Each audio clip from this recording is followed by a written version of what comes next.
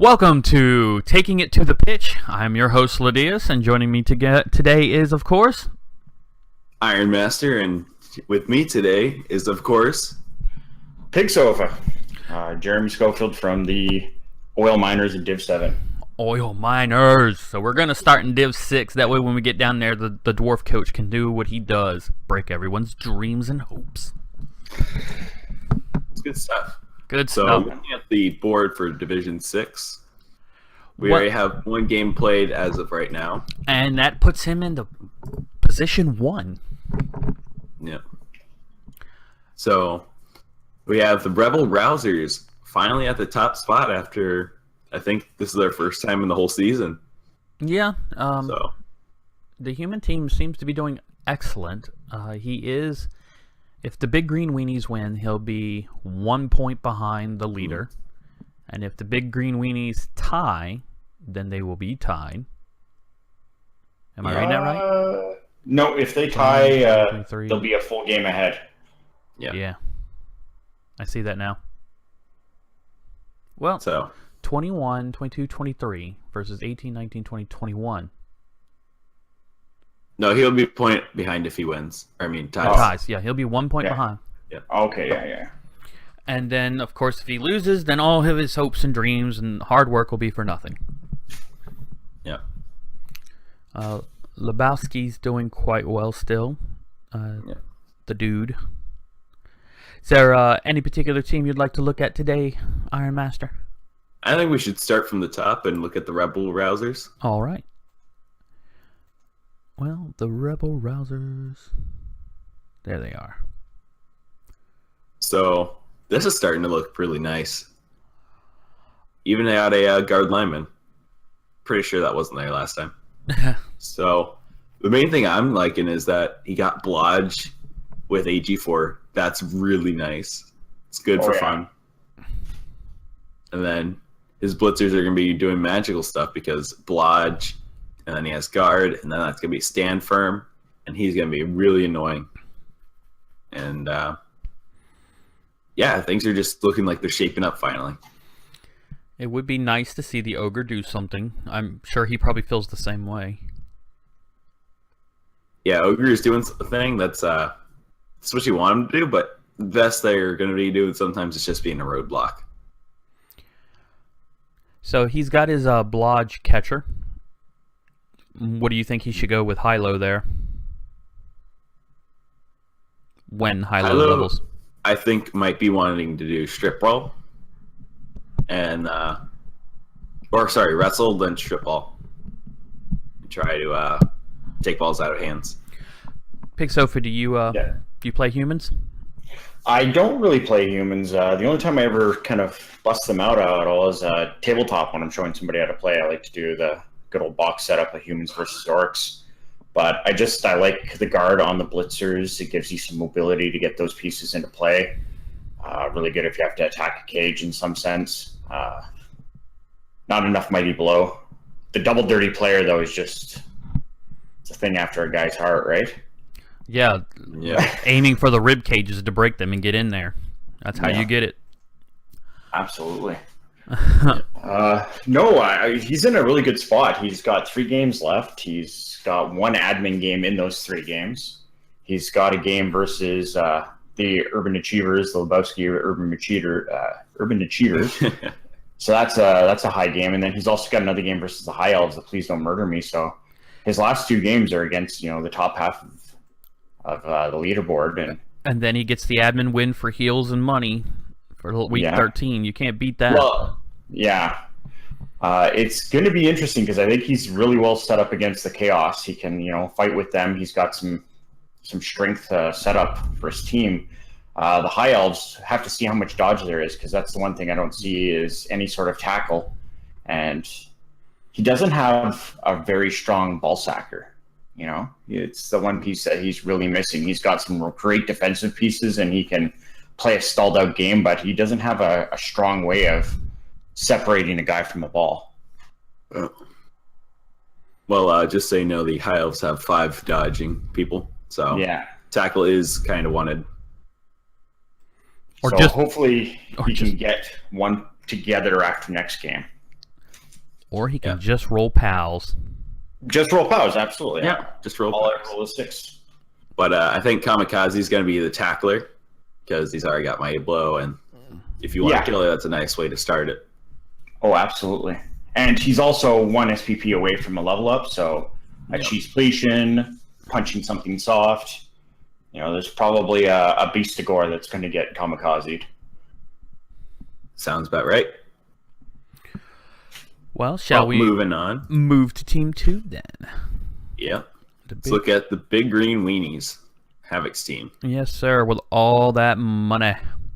I don't think Havoc has changed too much from our little look at him from the REL 3 wrap-up we did.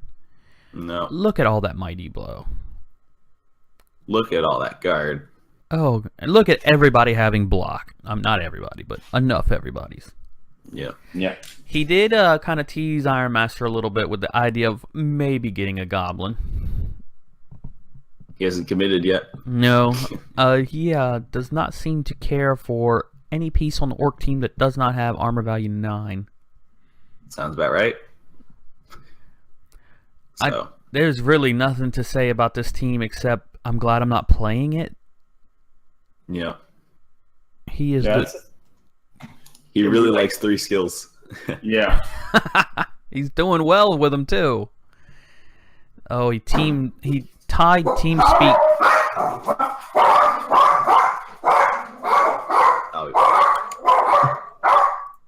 I couldn't agree more. Living life on the edge. That's what happens when you let the goblins become the coaching assistants. See, he's given up about 300k in TV, 290 in TV. Who? To the Dark Elves this week. The Phobiacs? Yeah. No, the Phobiacs have got a little bit of bruising to them, so... Oh, yeah, and that's it. They're also going to have a couple... Yeah, they'll probably have 2... Looks like 2 loners. The Phobiacs? No, he's going to have only 1. He did buy a Witch Elf. Yes. So that's a new twist in the game. Yeah. Phobiacs are looking pretty good with 2 Blodge, that Witch Elf finally there, and then 2 extra dodges. Yeah. They're looking like an elf team. He's got his 3rd reroll. I don't know if he had it or not, but definitely need it. Yeah, well, this just comes back to tackle. Need some tackle on these orcs. I don't think he does. In this fight, I just don't think... I think this is one of those ones where you just concede the first half, and then hopefully in the second half they only have 5 guys to play against you.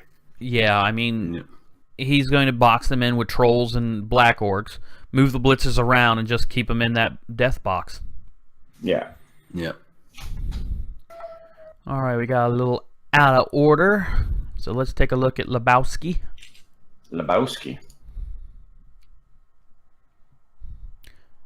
He said, "Take any rug in the house." There it is. There it is. What is there? Have you not loaded it in? I'm looking. I'm just not as excited about it. Look at number 14. I'm liking the jump up guy. But... oh, the Minotaur, the rug. Yeah. Nice. But yeah.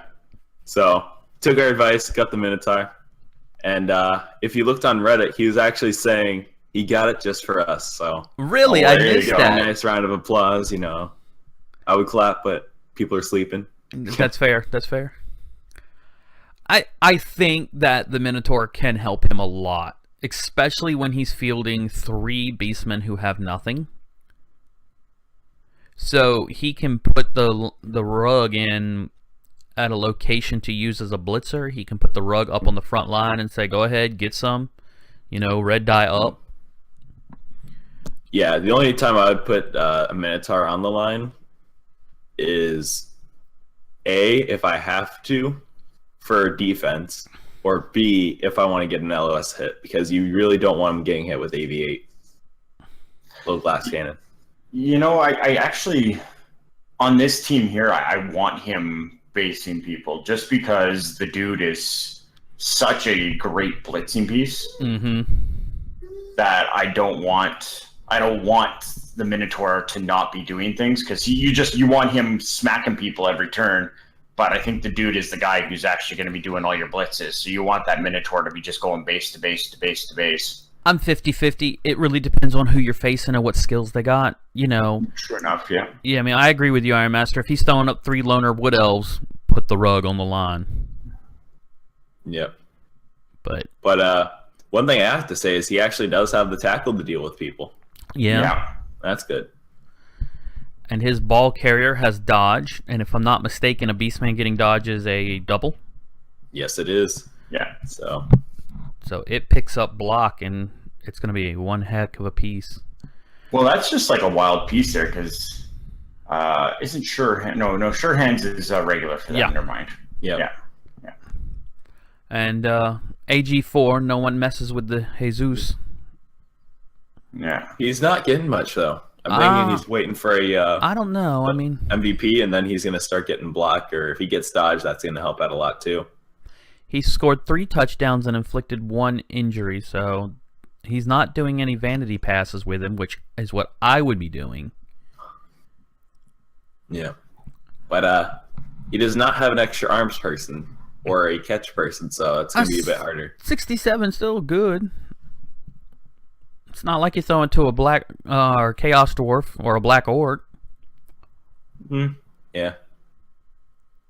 But I play humans. I do like his LOS with his 3 Beastmans on defense that are just unskilled.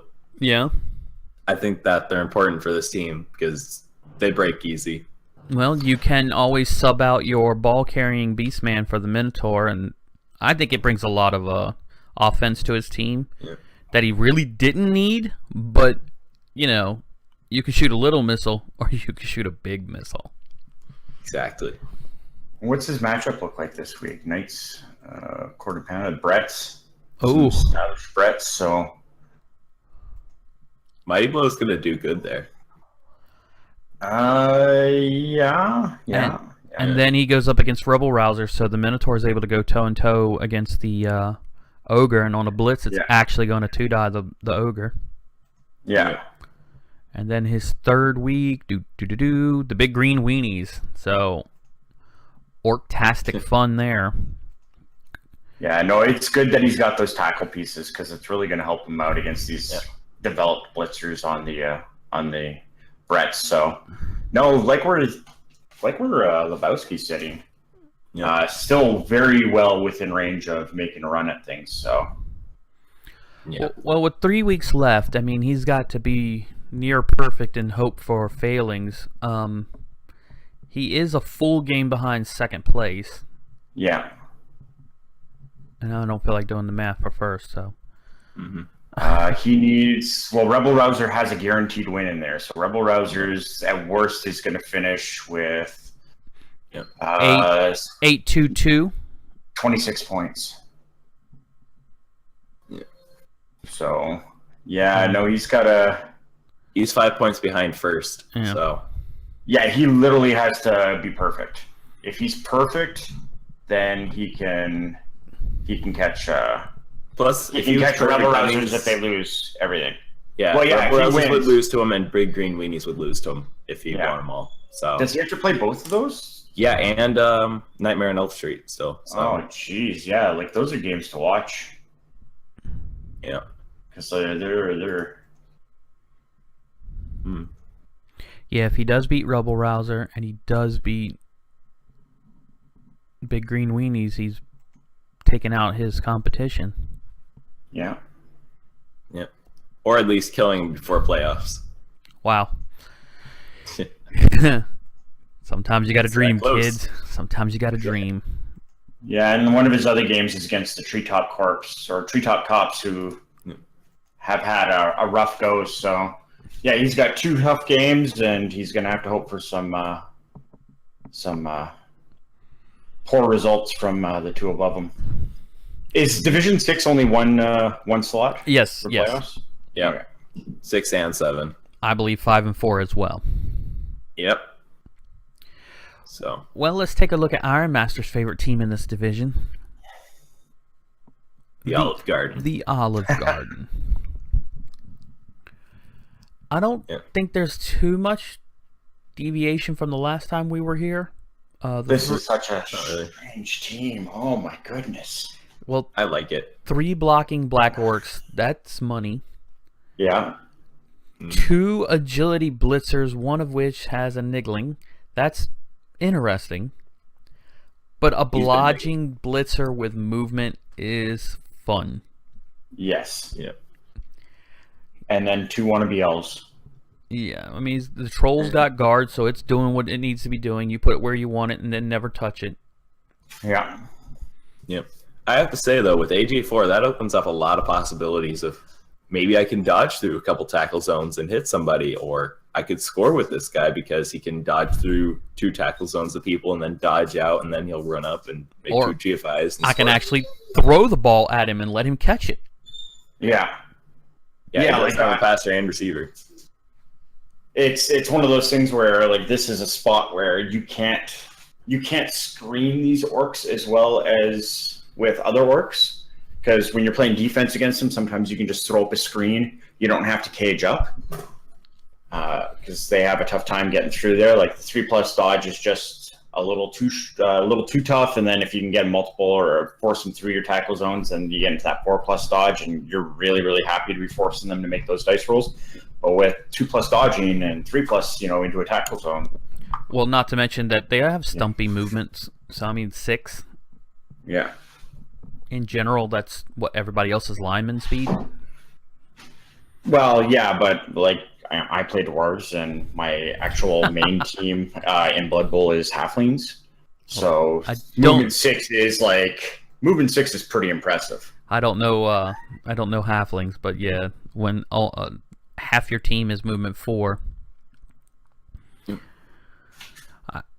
The Olive Garden looks like they are very poised to come into next season with a handful of aces up their sleeve. Yeah, the only thing I think I would wish if I was him is having a bit more guard, because guard is going to stop people from blocking you, period, and that's really annoying. Yeah, take it. Well, Pigsofa, let me ask you something. If this was your team, and knowing that we do have a team market, would you take Fettuccine Alfredo and try to trade him to a player, or would you keep him? Would you cut that niggling? What's your opinion? The niggling is tough, but it's a niggling attached to an AV9. So, of course, it has value. That agi up. I guess it depends. Like, what are you going to get from him on the market? Because that's huge. Like, that's what makes this team, like you guys are saying, really, really strong for next season, is that it's got these crazy stat foundations. Like, he's got a very, very mobile team. He's got these blitzers who can dodge into areas and do things that they shouldn't be able to do. And then he's got a increased blitzer who's just going to be a great ball carrier. So he's got this mobile thing. I think I keep them unless I'm getting something ridiculous for them. Well, I doubt you'd ever get anything ridiculous, but you might be able to leverage it into something comparable or useful. Yeah, like what I'm looking for from him is some sort of ball sacker, but he could turn into an amazing ball sacker already. Like, I don't think I want him to be like a piling on style piece, because again, he is hurt, so I don't need to make it easier to foul him out. But at AV9, I'm not terribly worried about niggling. Correct me if I'm wrong, but that level 2 blitzer is equal to the level 3 blitzer in value. Yep. A normal level 3 blitzer. Yes. So, I mean, that's what I'm saying. He could trade that player to someone who goes, yeah, I got a guard piece who's got Mighty Blow. It's pretty normal. You could make one as well, but why don't we swap? That way you don't have niggling anymore, and I've got a weird piece that I can work with. No, I think I still like the AG4 more than the health. Than that established piece. Yeah, than the health. What about you, Iron Master? I like to play with a lot of agi-ups on anything with like agility 3, because it just opens up avenues. They can be great guard pieces. If they get dodged, they're amazing. They can just do anything. So I don't like really tossing them. That's funny. That's funny. That's funny too.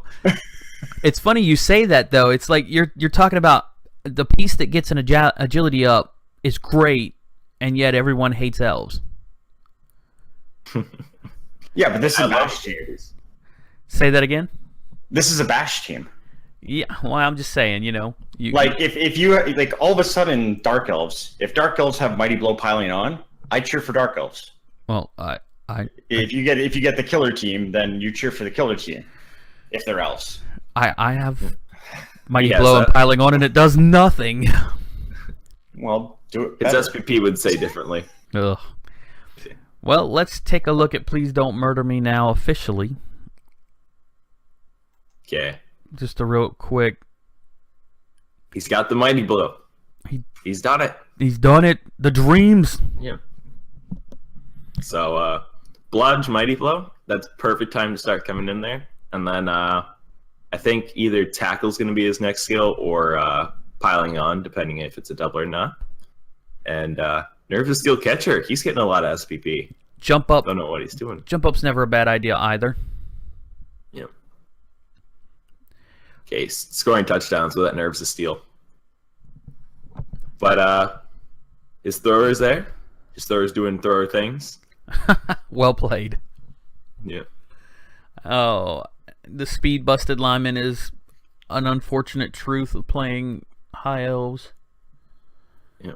So he's got permanent line of scrimmage duty. But you know what? He has a full roster. He does.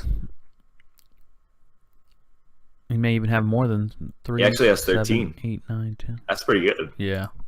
It's needed. It is Yeah. so needed. Let's see what his stats have been. He's 5-1-3, so he's doing quite well. He's got an average score of 2. So Yep. I love High Elves, but they don't always love me back. Pigsofa, what you thinking about this team? I like what he's doing with his linemen. Like, just the fact that he's making those calls to get the wrestle, to get the tackle, to get the guard. You know, he's putting his pieces out the way he needs to do. Obviously, the blitzers are great. Having the Mighty Blow blitzer is just awesome. Yeah, it's a good team. High Elves are just so... I don't know. Different. Yeah, and just the price on them and how much TV you have to carry with them. That's kind of my spot with them. I don't play enough elves to really say, you know, where I'm at with these, but I kind of like what I've got, what I'm seeing. You know, you've got these pieces that are utility pieces, and since everything's AG4, you can kind of get them wherever you need to get them on the field. So I like that 2 of his catchers have dodge, because a catcher with dodge is a scoring threat every day. Well, I think he's doing the right thing, that he's got to make them blodge just because of the AV7. Like, when I look at a team like this, it's like, okay, I kill the catchers, then figure out what I'm going to do. Actually, teams like this just scare the living tar out of me because they move too fast. So, Yeah. Though he does have 3 blodge players right now. That's pretty good. And 2 more on the way. Yeah, I'm hoping he turns the first catcher number 4 with wrestle. I know a lot of people, you know, AV7 on the ground's a bad thing, but you only use it to take the ball carrier down. yeah. Or to take down their killer piece. I guess if you want to get into that foul meta.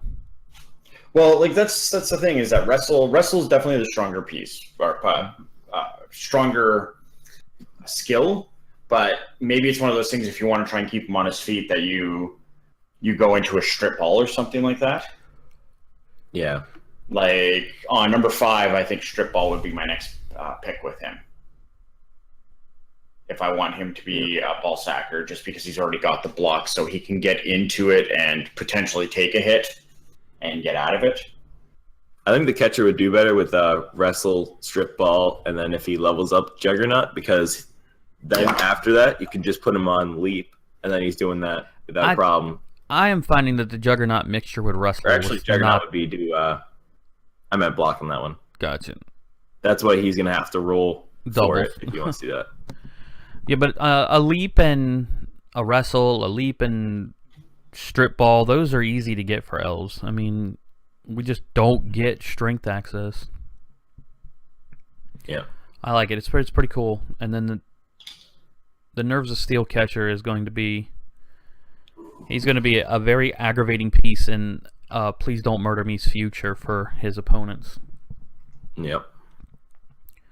Well, speaking of other opponents, how about we check my favorite team in this division? The Knights of Cord and Panda. Yeah, man, these Bretts look scary. Yep. The TV of 1500. The Shadowing Blitzer did some stuff.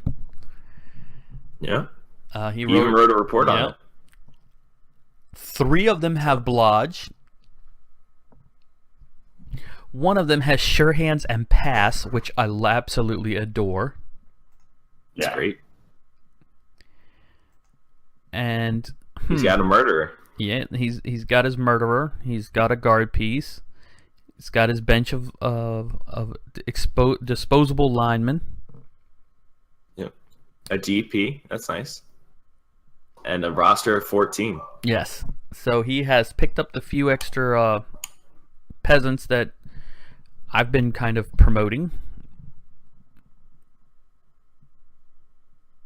Yep, that's just really solid. He has the peasants, he has the blitzer skills, and the wrestlers, or sorry, the blockers are just a little behind. They need more guard. 1490. Well, I'm going to throw this out there. Vort, if you want to play a friendly, we can have a Brett off. Ooh. I think I have a 1530 Brett team that I do not get to play as much as I like. Watch your Pylon Mighty Blow destroy me. Let's see it. So, I really like the Bretts just because this is a team I'd love to play in tabletop. And I'm just hoping that they kind of do something with that. So it is a very odd mix of skills. And if the linemen were not cheap, they'd be the worst piece ever as far as I'm concerned. But peasants are hilarious. Did you see that there's a peasant league coming out?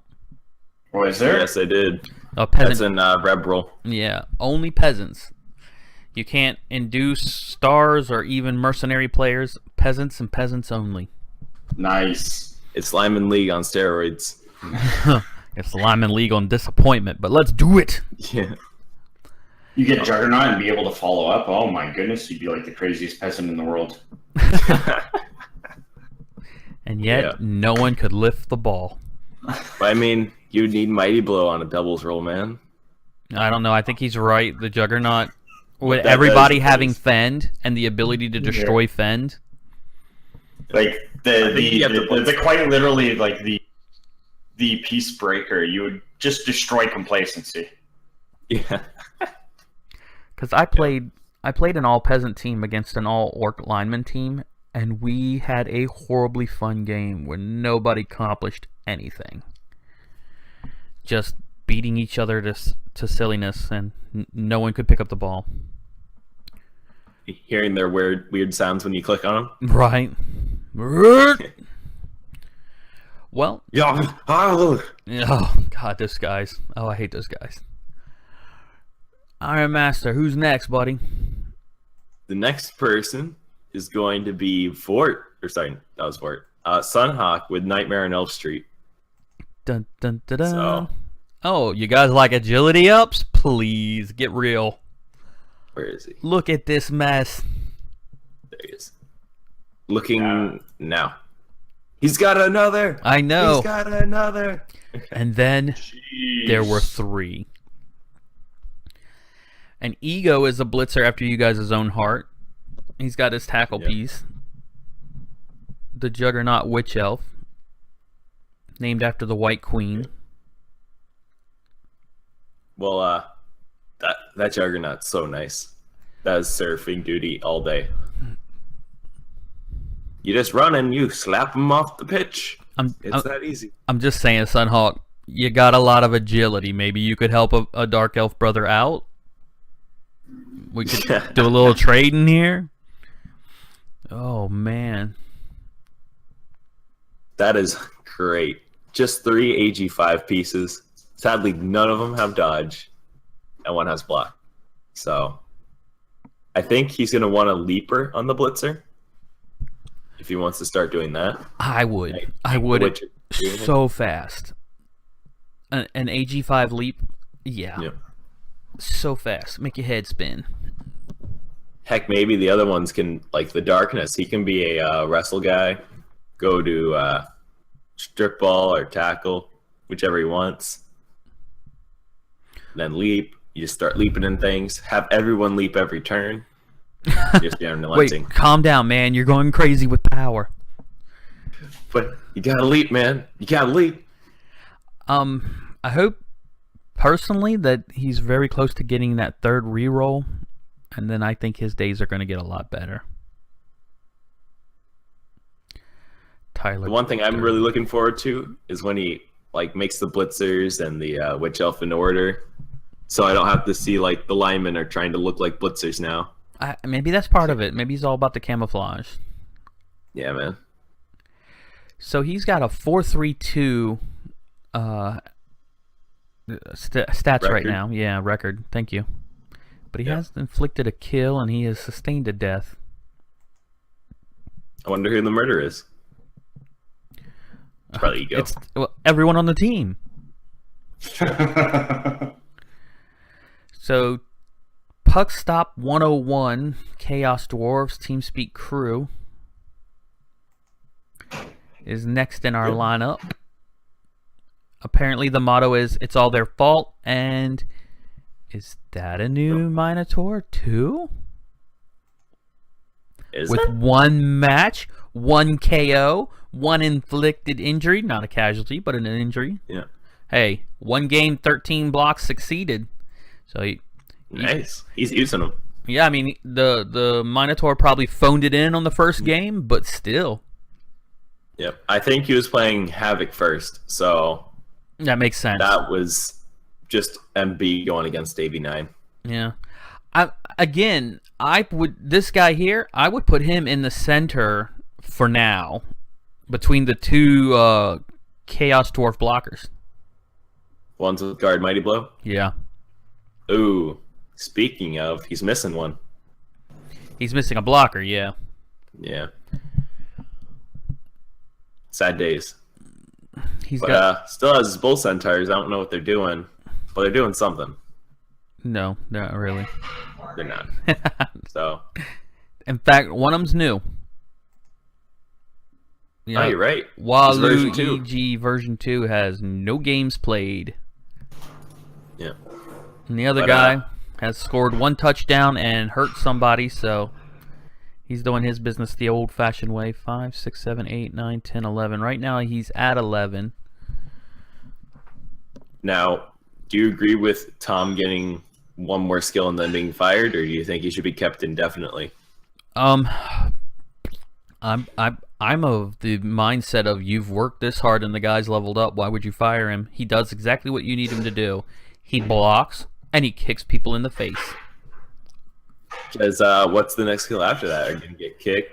What do you want? On my dirty player hobgoblins, I like wrestle. Oh, yeah, so you can bring him down, but... Yeah, like that's the only other thing is that I usually have dirty player, and if I do have to get that second skill, I'll get wrestle on him. I don't usually go the block route with the hobgoblins. Yeah. Now, I was saying, do you think he should get a third skill or just be tossed after that? Or dirty player is going to cost 100K. Well, yeah, it really depends on what your team looks like when that happens too. I'm just wondering how much SP. Like, how did Tom get so much SPP? Well, let's take a look at him. Probably MVPs. And Like three he of them. had 3 touchdowns scored. Yep, that was probably Elephant teams that did that. 15 and 9 is 24. Yeah. I'm not opposed to the hobgoblins on this team. They're not bad because they can actually do something with the ball. Yeah, but it's just not built as the ball carrier. Oh, I get that, but who is? True enough. Yeah. Like, Mango potentially has the opportunity to become a ball carrier if they can get a touchdown on him. I mean, I know a lot of people love the idea of the Bull Centaur, but the Bull Centaur is a movement 6 piece that gives you 3 chances of a turnover. Yeah, but still, I like the 3 chances when you've got sure feet. Yep. really, I think this guy should just put Mighty Blow on these Bull Centaurs and just start wailing on things. Because they need to level up and they're not. Break tackle. No, I'm saying Mighty Blow is going to be the first skill if he wants to level them. I disagree. Break tackle. Because they need to be able to get away from wherever somebody bases them to get where you want them to be to do what you need them to do. Because the quickest way to shut down a Bull Centaur is to put a stupid piece beside him.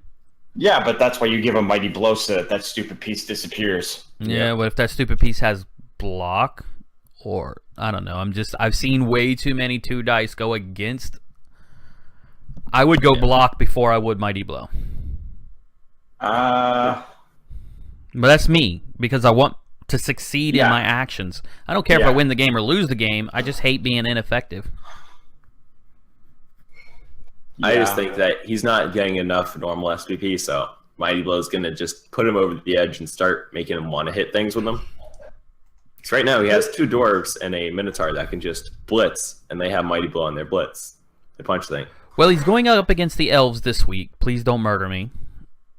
Yeah. So they'll will have to carry some of this team between those 2 and the Minotaur. They're the only ones who can really keep up with any of the elves, or any hope of. And then he goes up against the Phobiacs, elves again. And after that, he's Knights of Cord and Panda, where the Blitzers are going to be able to go toe-to-toe with his strength pieces anyways. Yep.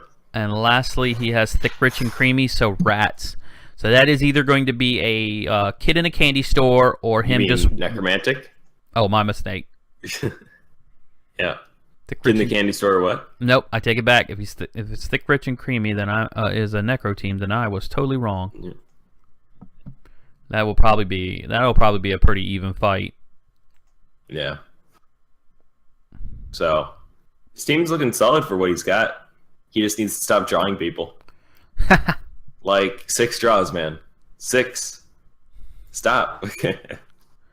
Team speak. Dude. Draw me like one of your French hobgoblins. So, looking down on the leaderboard, the next person to talk about is actually Jimmy Burrito with Thick, Rich, and Creamy.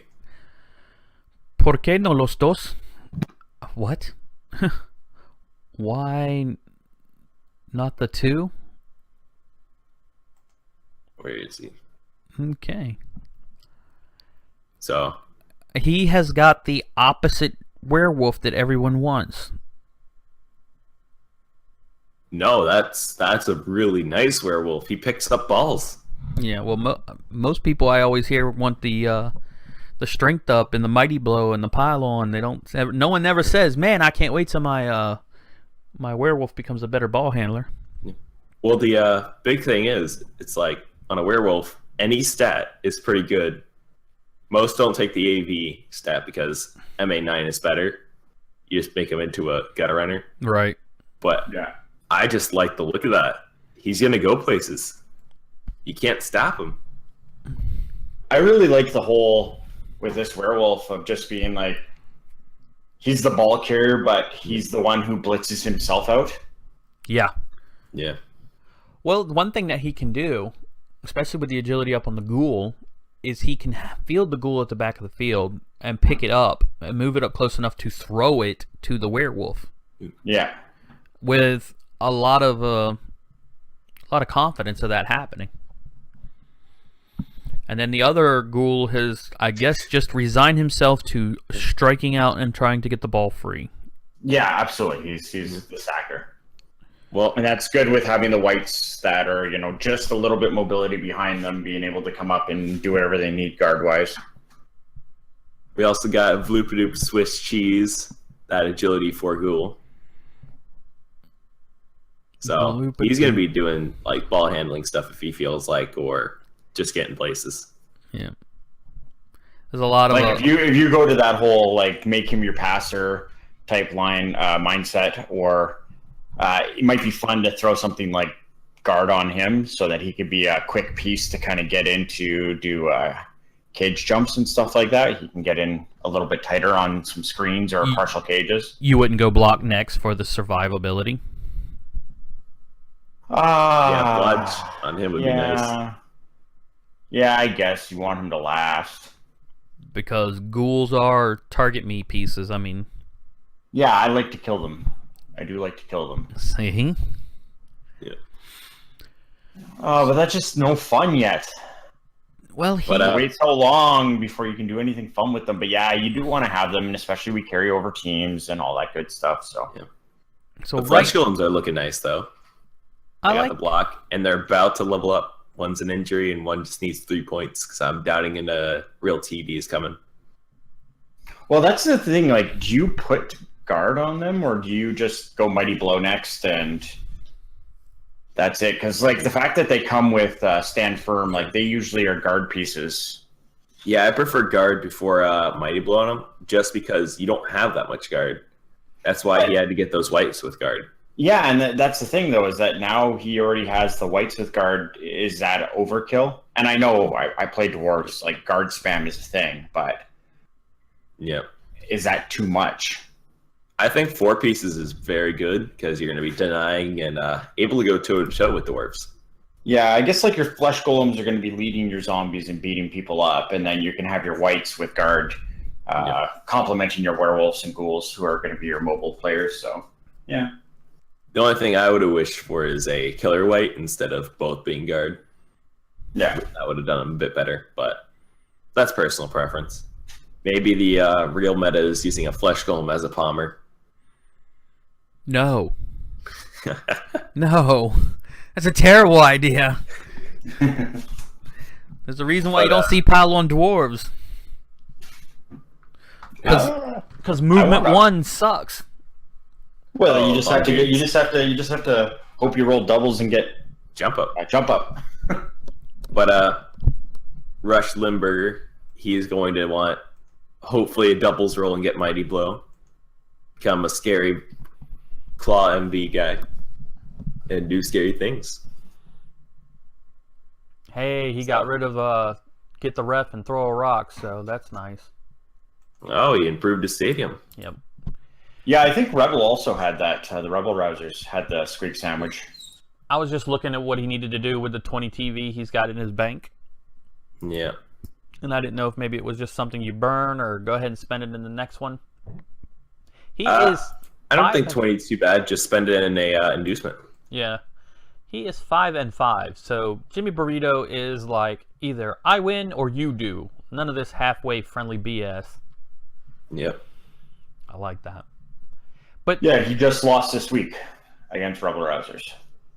I mean, look at he's 5 wins and in 9th place, with 2 teams ahead of him with lower wins. Yep. That's probably got to be a bit of a thorn in the side. Well, no, he's actually tied for 8th. Okay. With that record. But yeah, still a bit saddening. Well, we looked at the Phobiacs earlier. Yep. Let's take a look at Treetop Cops. Hopefully he's still not confused with those war dancers.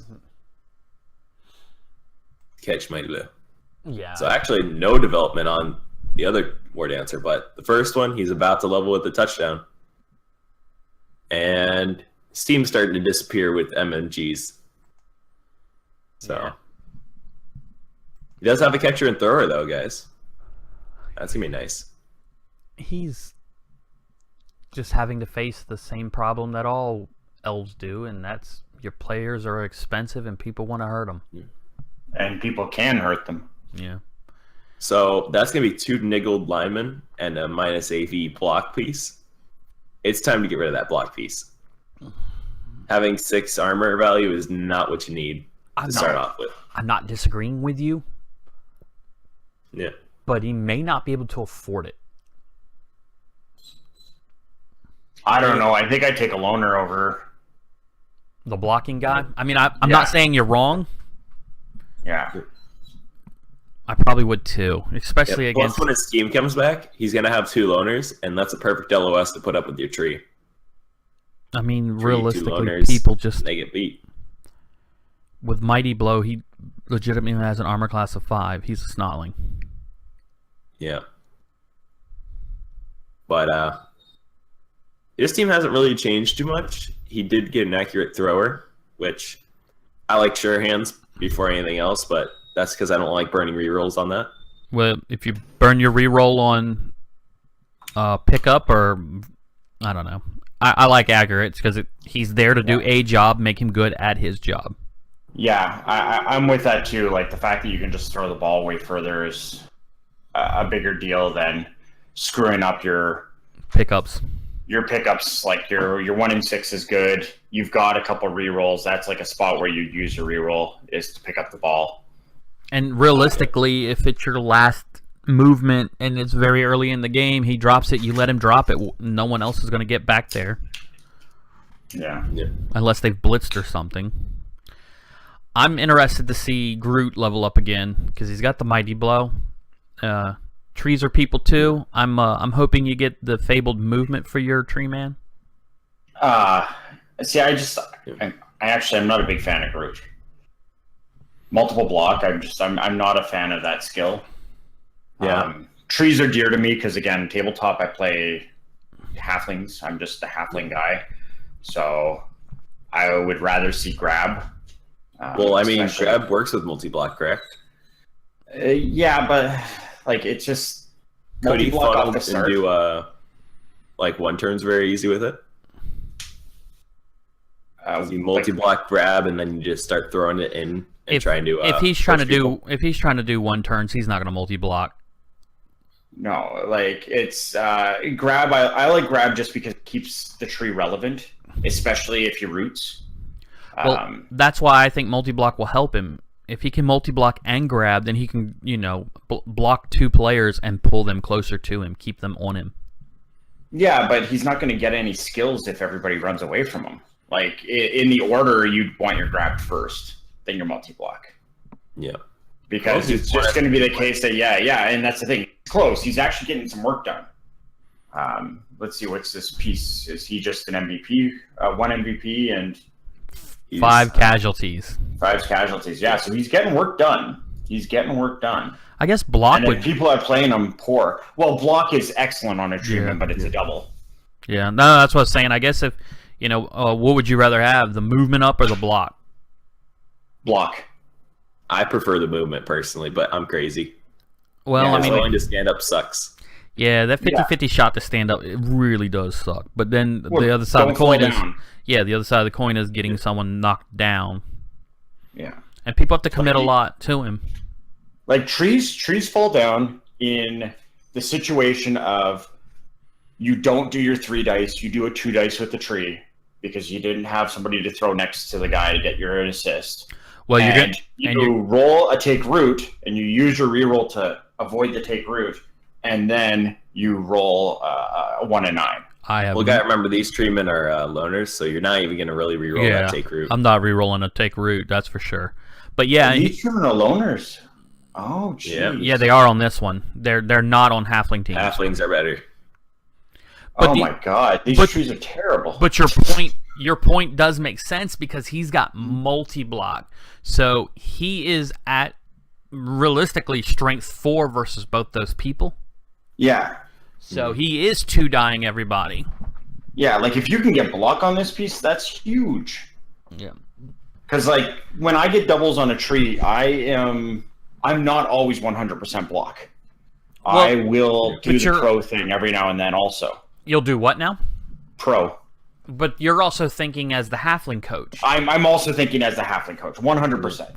And you want shenanigans from what I understand. Yeah. Like with this guy, with maybe with elves, maybe I like grab guard as a better combination. Remember that the first reason to get a tree is that's one AV7 guy not getting hit. Yes. And then the second reason to get the tree is it's not one AV7 guy getting hit. The strength access. The strength access is helpful, of course, but the movement too is such a pain in the dill. It's hard to do anything because the rest of your team is elsewhere. Yeah. Well, most coaches can still make their treatment relevant. Like if someone puts a lineman or something 1 square away, let's say like it's a zombie, you just blitz the zombie into the tree and you run away. You just keep sticking people onto them because they're going to either have to try to block or try to walk away and turnover. By that argument, he could probably have just as much fun on doubles with a tackle as he would. I mean, I would go block, but yeah. Well, how is he doing? He is 2-2-5. 2 deaths sustained. Yeah. But with 17 casualties sustained, I'm sure that there are some. Well, it's just like everything is niggling. Yeah. It's so. Yeah. He's going to be getting punched off the field quite a bit, but I don't think he wants to get rid of too many linemen at once. If he had money to replace, I would say replace them, but with $90K, that's not enough money to replace anything. Really once. The tough part is I look at this team and it's just like this just screams like a reroll team for next season. I don't know if I would do that. The Mighty Blow on the War Dancer is yeah, but almost that's like a single piece thing. Yeah. Well, the other side of the coin is, and I'm going to pimp the market, put it up on the market and see if someone buys it, and you replace him, and you've got an extra 50K. An extra 50K is enough to buy the 2 linemen you're missing, and in essence, you just re-rolled your team with a skill up here and there. Yep. It's like a soft reset, but yeah, but you got to get rid of those niggles too. Pretty much. But the one thing that this coach can do is he can decide for himself. So if you want to re-roll, you can do it. And then you also have the option that if any lineman, journeyman guy does something worth a damn, you've got the money in your bank now to say, go ahead and buy him. Yeah, true enough. If they eat a freaking MVP from you. Yep, MVP, cause a casualty, be a hero in general. Well, that's the best thing about the new tabletop. Yeah, because you nominate MVPs now. Gotcha, and it's what, a random of 3 people. Yeah. So I guess when you're an orc team, your black orcs are being nominated left and right. Oh yeah, Source and my trees. Well, sirs, I guess that takes care of Division 6. Let's pop down to Division 7. Yeah. Never heard of it. Never. Where we see that the Bitter Soggies are still doing what they're doing, and that's winning. Yes. Yeah. Well, let's go ahead and take a look at our Nordic overlords. He wants people to kill a stupid Yeti, apparently. Guess he's not leveling up. Oh, no, he did get Mighty Blow, but... Dude, knockoff, I am so in your court here. Screw the Yeti. I hate the Yeti. Yep. You know what I do like, though? That second Berserker. You mean the one with the strength up? Yeah. This team is scary. He will surf. He has been breaking people with that first Berserker like crazy. Yeah. His what has he got? Only loss was the first game against Lizards. Yeah. Yep. 15 casualties inflicted with Iora the Vorpal and only 1 MVP. Like, he's gotten 30 SPP from killing things. Yep, and he has been killing them, not hurting them. He's been well, he's inflicted 2 kills. I was about to say, what was his inflicted kills? Yeah, but I'm guessing that he's also an apothecary's best friend. Yeah. Well, who on this team would you save? Yeah, that guy. Yeah. Well, in the sense also that he's probably putting the other team's apothecaries to work. There you are. I'm wondering how many kills he's actually had versus how many kills got recorded. Yeah. Yeah. I like the Ulf Runners both having block. Yeah. I say that every time we look at this team, and I'm still happy about it. The one thing that he really wants is guard. Just to get more lineman hits, because everyone has block, besides the few positionals. But reliability is big, so he's going to want to get his guards on those. Hopefully he can roll doubles and get dodge on them too. Make him blodge. On who? On all foreigners. Oh. I mean... Because when you can't knock down a strength 4 piece, it's very annoying. Yeah, I mean, guard would definitely make them much more utility. Yeah, I like guard or mighty blow. But Just make them into really, really angry killing pieces. You can also like do the whole stand firm nonsense just because they can be the surfers, and I'm sure that they've been surfing a lot. Let's see, only one crowd surf for Jub Jub. And the other fellow... Oh, they've only inflicted one crowd surf each. Yep. It could be also that he's just doing it whenever he can with linemen, if it's like one push or something. Yeah. But that runner, I like that runner. Yeah, he is a dream piece. Yep. And then also the linemen, they're getting one skill that are like all these essential skills that you want. Yeah. Which I like. So. Yeah, I mean, from my understanding, what I've been told, Coach Knockoff has in the Cabal Open League been a top contender several times. So obviously he knows what he's doing. Yeah, I have to agree. Just he does have the team structure, and I guess he just hates that Yeti. Or maybe it's all reverse psychology. He also does have 180 in the bank. What's his stadium looking like? It's not upgraded. It's a level 1, so he can drop a bit into the air and just make it look cool. Well, why don't we take a look at our guest team and let him go ahead and start telling us his road to victory story. Oh, yes, the road to victory. Okay, yeah, so crazy team value. It's inflated. Sounds good. We've got the referee rest area to try and keep the Zamboni on the road. Really actually kind of annoyed in the sense that my last game, I murdered the other team.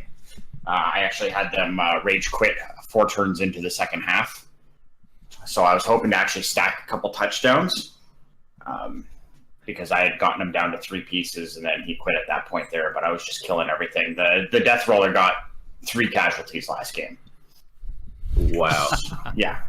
So where I'm at right now is I just picked up Sekra, the Longbeard. He fouled out a piece, and when I fouled out that piece, he fouled out a guard Chaos Warrior.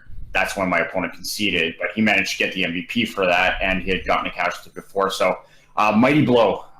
Normally I like to spam a whole bunch of guard, but we're not going to do that anymore because I have to look, what do I need to do to get into first place? And I've got 3 matches up, and the 3 matches are against the 3 other teams that are in the top 4. Well, I've got 4 matches left, but one of them is an admin game. I haven't had an admin game yet, so this will be my one and only. Yep. But I've got to play against the Bitter Soggies, so the Norse that we just looked at. This week I'm playing against the Lizardmen, so there's crazy skinks that I have to kill. And I also have to play against Skaven. So there's AV7 in my future. And instead of just trying to outstrength them with guard, I've got enough guard pieces that I can do that. And I've got strength ups on my guys. So what I need to do now is just I need to kill teams. And more importantly, I need to beat the Bitter Soggies, but I also need to beat them so much that they actually lose a game as well, because I don't know what the tiebreakers are in this format. I don't either, but if you were like, Ledeas, tell me an answer, I would guess that it can be a friendly tiebreaker. Or it might be head-to-head or touchdowns conceded, or not conceded, is it like the who won between their head-to-head matchup? Right, there may be that as well. I don't think there is, because if I remember correctly, Eisen Mike last season had to do a friendly playoff with someone, and he had to face someone that he had beaten in the season. Or he had lost to them in the season and beat them in the friendly and went to the playoffs. I forget exactly how it worked, because playoffs is not something I worry about. But there is a document. If you go to the Reddit page, there is going to be a document. And, of course, you can always bug an admin in Discord. That's what they're there for. They like that stuff. It makes them feel, useful and helpful and important. Yeah. Yeah, I don't think I remember seeing it in the Rebel rules. But, yeah, essentially what my whole mindset is going into the game against the Bitter Soggies is I want to hurt them so much that the Orcs have a chance to beat them the next week. Well, I mean, you've got 4 guard, you've got 4 Mighty Blow, and one player just happens to have both of them. Yes. So that's not a bad day. And the money right now, my money is going to strictly be for bribes. I'm not buying any more pieces. Well, I've already got my club. So I'm just going to try and scam a bribe versus the Bitter Soggies. This week I'm not going to spend any money because I want to make sure that I've got money for the Skaven and for the Bitter Soggies. Yeah. So your two strengths up, they came pretty much around the same time, right? Level game 1 or 2? Yeah, I think it was my second game, and I think I had 3 level ups that game, and I just remember it was like 12 on the water. I was like, yeah, fist pumping, sitting in my little camper room. And then the next guy I hit the 12 on again and double strength up. So I was sitting there, and I think I was actually shaking, to be honest. Like, I was so excited that I had this nonsense going on. And I remember the 2 things that came out of that was like, geez, my team value just went up a lot. And then the other part of just like, I don't know what I'm supposed to do, because when I get skills, I'm supposed to make sure that everybody has block, and then I'm supposed to make sure that everybody has guard, and what do I do in this spot? So yeah, it was pretty funny because like the runner, he had actually gotten block. Yeah, so it must have been my second game because he had actually gotten blocked the first game, and then went right up to the next. So I don't know, maybe it was the second or third game. I saw that just as you said it. Yeah, because I had actually gotten a skill with him right away, and then proceeded to get some more work done with him. So, how do you justify to yourself the long walk that you've had to deal with that I think only maybe one other coach in your division has as well? I believe you are talking in Discord with someone who also had to play every team.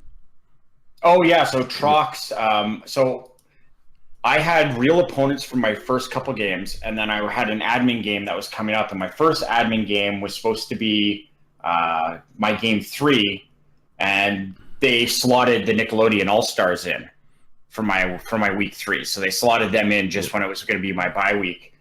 And that's kind of like where I was in that spot, is that it's much like Troxbird. He does Culinary Delights. Yep. He hasn't had an admin game yet either. He was supposed to have one this week because his opponent dropped out, but they just slotted another coach in this week. So with 4 games left to go, we have some new coaches still coming in. So I know he's been like stressing out, but yeah, I haven't had any admin game. And like that's where it's tough in some of the spots, because I've got who's a good example here? It's my last week opponent.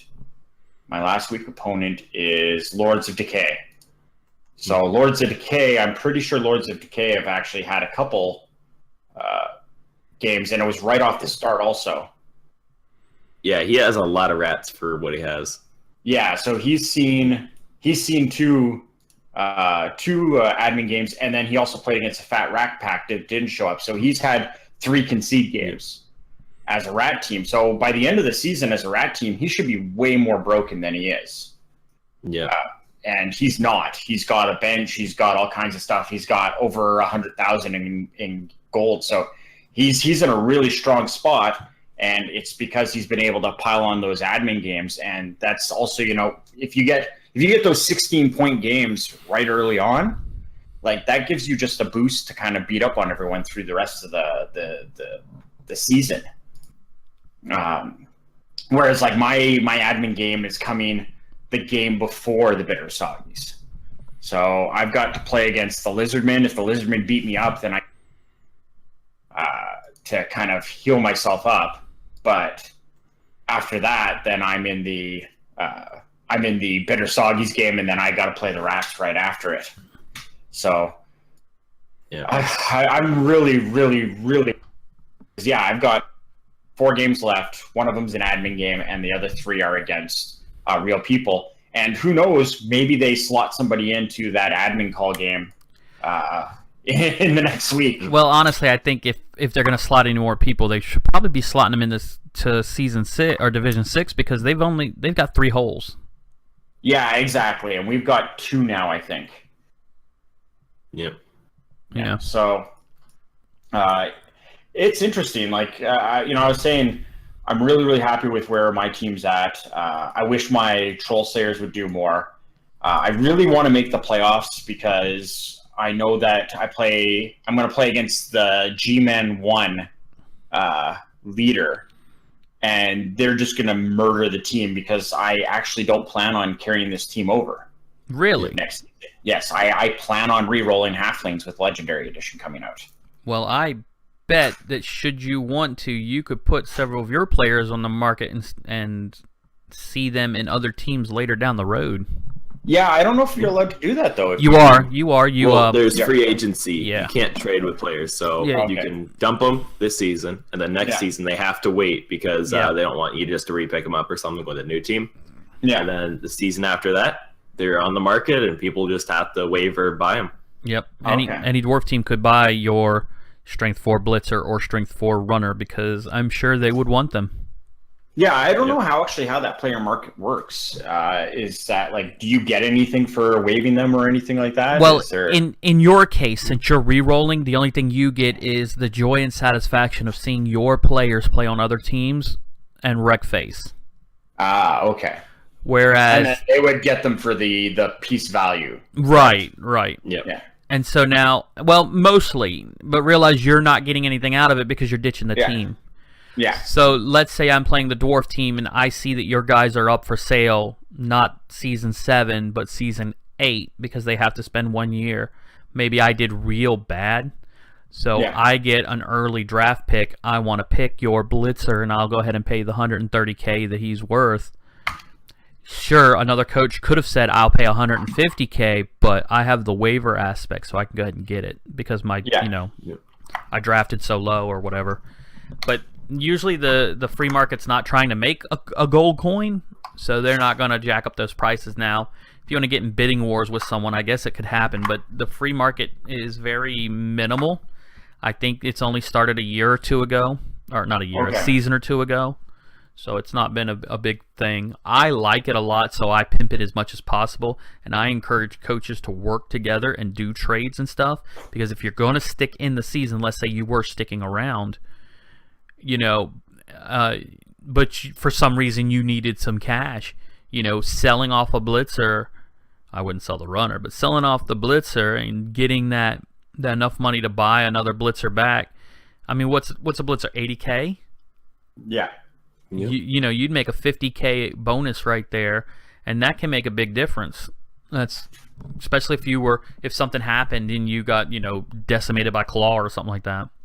Yeah, like where I'm looking at this team, if I were to carry it over, I'd probably get rid of my Death Roller. Really? Yeah, just because it's a great piece that I should be able to put together really easy. Yeah. But I don't think that it's good early on in a season just because there's so much TV bloat. And the other side of that coin is let's say you did find someone who had a Troll Slayer that you liked. You're like, this guy's got a Troll Slayer, it's got tackle, it's got jump up. That fits what I want to play. And my Troll Slayers have been just terrible. And maybe you tell that guy, look, my Troll Slayers are not anything. I'll trade you my Troll Slayer for yours plus the money value. Or I'll trade you my Troll Slayer and my Blitzer, and you give me your level 3 Troll Slayer and your level 3 Blitzer. You know what I'm saying? You can work things out, and I like that. I like creating that story and creating that team out of that. I have an elf from G-Man, and he just got armor busted, but I'm probably going to keep him because he's from G-Man. Yeah, like where it's like the Death Roll is actually really, really important on my team right now because it is my cage diver. Nice. Like the game that I just had, my opponent on turn 3 does this swing to the left, and I'm just not prepared. Like I'm a little out of position. He got some good blocks, and he gets himself all done up on the sideline. And it's like, okay, the only way I'm going to get in there is if I put some crazy tackle into his tackle zones, and that's what the Death Roller can do. You can get that one Agi 7 dodge because he's got break tackle and 7 strength, so you can dive into a cage. And then I wasn't able to hit the ball carrier, but I hit the guy next to the ball carrier, and then now it's the Death Roller adjacent to a guy who's on the sideline. Right. And he sat there, he's looking at it, it's like, okay, well, I can get hit by the Death Roller ball, or I can try and make an impossible dodge, because I had managed to get a guy in front also to put some more tackle zones down. He tried the impossible dodge and flubbed it. But yeah, like that Death Roller piece it's tough. I mean, my tabletop, I built some dwarves for tabletop in the smaller league, and my death roller's been absolute garbage. He's triple skulled me in 2 games already. Like, just absolutely punished. So no, I really like our division. We've had a lot of friendly people. We've had a lot of people who've been making time for players. I have such a tough time. My scheduling window is so small with work and everything, but everybody's been really, really positive, really, really happy, and I think it's just because all the bad luck has gone to Troxburg and Culinary Delights. So that wasn't a shot, but it kind of was a shot. Yeah, he did have to re-roll. Yeah. Like, the guy's just begging for an admin game, and he gets it pulled out from underneath him this week. Like, I don't know what you can do. I think version 2 says it all. Yeah, exactly. I don't know if I was game 1 versus version 2, but I know that it didn't go well for him. Yeah. Well, does it go well for anybody you face? I mean... I've given up too many draws. I don't prioritize scoring touchdowns enough. Like, when I score my touchdowns, I'll usually score my touchdowns on turn 8, turn 16. And I'll usually have to do a GFI for it. Or I'll have to do a dodge that I don't want to do. So I don't get myself down the field fast enough because I don't like to leave my guys exposed at all. So I play very, very conservative until the last second and go, oh, geez, now I got to do something stupid. And the dice have come through for me. Sorry to pull you away from your team, but I think let's move on. Yeah. Mouth Lookers with Conquistador. Yes. Conquistador. Yes. Lizard love. Still wishing that he would say that team motto. Yeah, right. Yeah. I like you guys put him on the spot last week. I mean, if you're going to mess with the Elder Gods, you ought to at least know their names. But he is a skink down. Who cares about that? Agility for a skink, very nice. And almost all of them have block. He's in the position that he could buy another skink. Yeah. He could, but I think he's saving just in case the Saurus does. Yeah, and that's fair because... Or a loner try skink. and kill them. Or a loner skink does something worthwhile. Yeah. Like, that's just it, is that with the skinks, he doesn't really need to have... He doesn't need them to all be participating. Like, if you're going to play your skinks, you got to get them in, and you got to protect them, and you got to keep them away from whatever's going to hurt them. So you just might as well do that with the ones that are already established and skilled. And then use the free one as a fouling piece. Well, yeah, a fouling piece, a basing piece. Yeah. Like, it's tougher against dwarves because they all have tackle, so we're going to try and kill them, and we're going to be way better at it. The random assist. Yeah, the thing that they have, like, surprising in the sense that it's not as bad as it could be because my mobile pieces don't have tackle. So my pieces that can run these skinks down don't actually have the tackle on them. I need to catch these things with linemen. So that's one thing that, like, people, like, oh, well, yeah, got dodge, so it's going to be able to survive a little bit better, but he's playing against dwarves.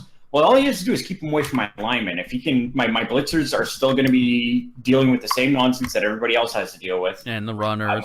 And the runners. Troll Slayers. Yeah, the Troll Slayers are built for this matchup. It's just they never actually did anything, so they couldn't level up. Because, next thing would them been piling on, and then I would have gotten tackle, and I would have had a good old-fashioned killing piece. So where I need to get these guys is I need to go with my strength 4 pieces, try and get 2 guys to them so I can get some 3 dice blocks on them and hopefully find my 6s that way. I guess I can also take my block and just crush them that way, but this Jessica skink is gonna get hurt if I have anything to say with it.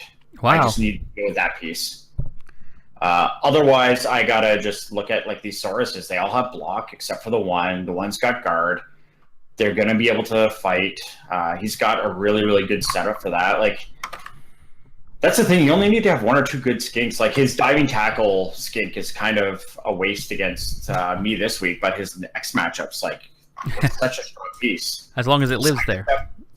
Oh, Well, yeah. it's also that it's diving tackle and sidestep. Oh, I So know. you And just it's place so it on that obnoxious. ball carrier. You keep trying to block it, and nothing happens, and it just scoots back and forth until you have no blocks, and then you just wasted your whole turn.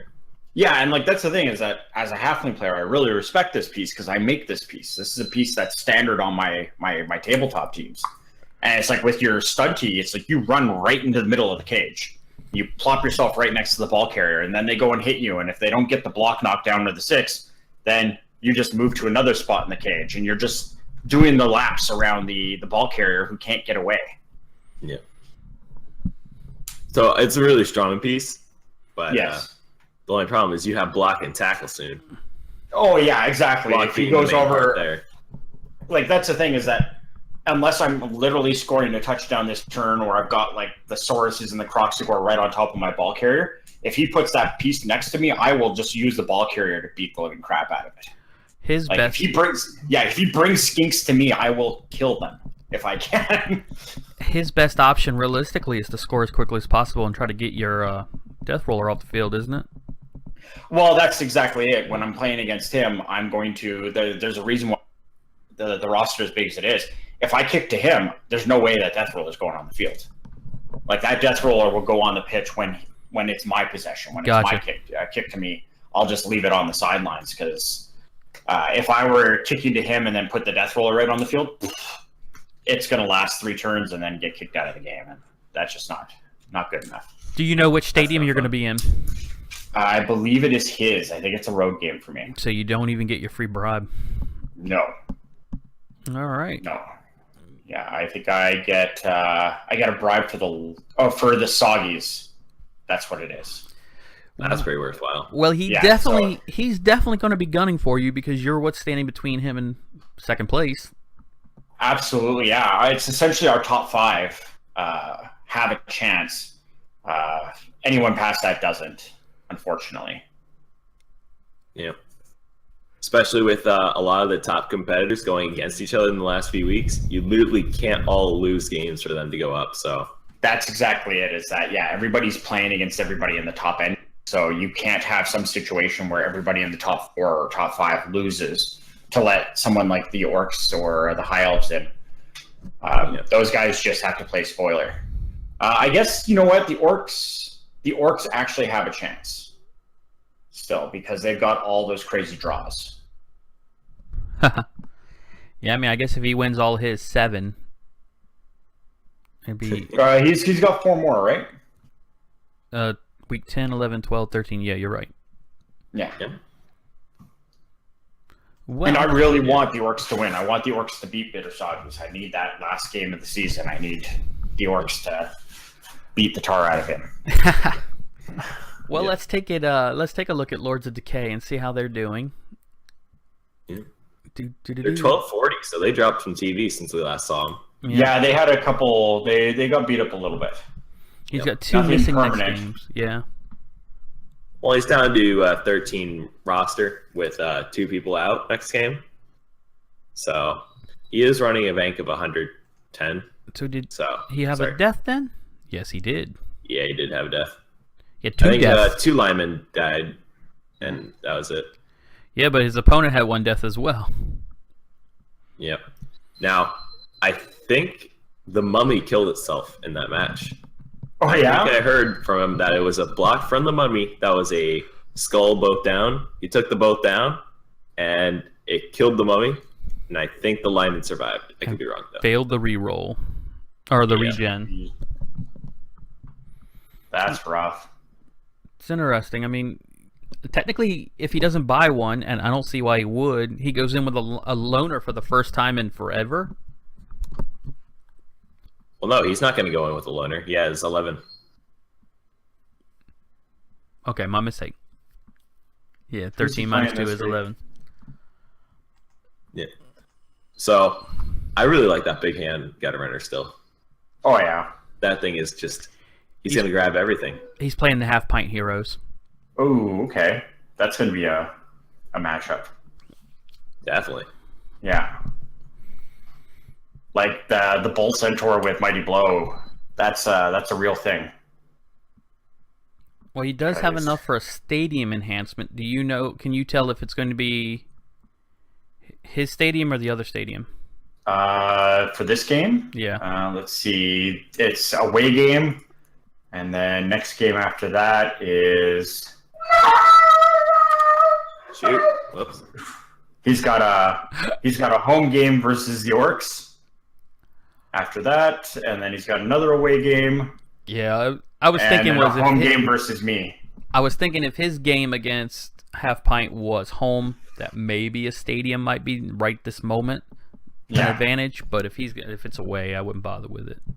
No, he's got a home game after. Oh wow! So Lords of Decay's been pretty much a juggernaut as well of money and players. Yeah.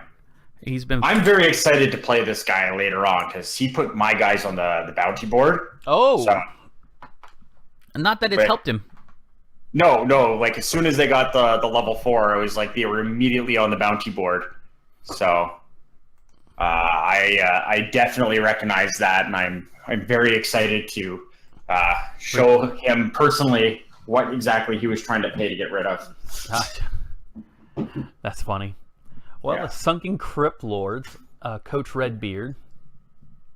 Yeah. His team seems to be doing pretty well. A lot of block. He's finally got the fouling skeleton. Yeah. I like that. The white has a niggling? Yeah. That's pretty rough. Yeah. Regen is such a disappointment. Yeah. You didn't even have enough to replace that mummy? Oh, that's sad. Wow. Yeah. Well, I mean, that one mummy's got blocked. That's delicious. Yeah, but still, being down a mummy for a game, that's just not what you want. Who does he play? Yeah, I'm just checking that out right now. I think he will be able to afford it next game. Whirling Dervishes. Yeah, he's got an admin game. Yeah, he's gonna be fine. Yeah, it's good to hear. Because even if he gets the minimum, he's got it because they're 120K. Wow, he's got back-to-back admin games actually. Trox would love to hear that, but Redbeard's got it. Yeah, his next game is in 2 weeks. And who's he playing there? He's going to play the Sunken Crypt Lords.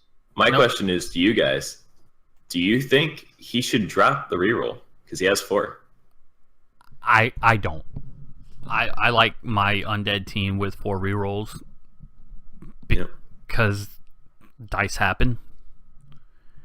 Okay, Sunken Crypt. What I wonder is, do you go ahead and drop the 3 zombies that have 0 SPP for these 2 admin games? Oh, for sure. You don't want them to eat up anything. Because he may end up